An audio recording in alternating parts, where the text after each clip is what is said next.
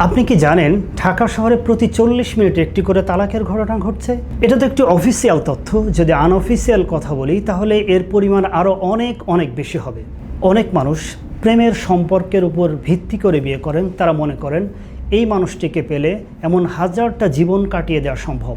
কিন্তু বাস্তবতায় দেখা যায় বিয়ের পরে দাম্পত্য জীবনে খুব দ্রুতই নানান ধরনের সমস্যা দেখা দেয়, ঝগড়া বিবাদ কলহ দেখা দেয় এবং সেটি বিচ্ছেদের রূপ নেয়। এর কারণ কি হতে পারে? এর কারণ হলো দাম্পত্য জীবনে কোন ধরনের জটিলতা রয়েছে, কোন ধরনের সমস্যা ফেস করতে হয়, এ সকল বিষয় সম্পর্কে একেবারে উদাসীন থাকা। আমরা মনে করি বিয়ের কার্ড ছাপানো, মানুষকে দাওয়াত দেওয়া, চমৎকার একটি প্রোগ্রামের আয়োজন করা, এটাই হলো বিয়ের প্রস্তুতি। কিন্তু মূল বিষয়টি মোটেও তা নয়।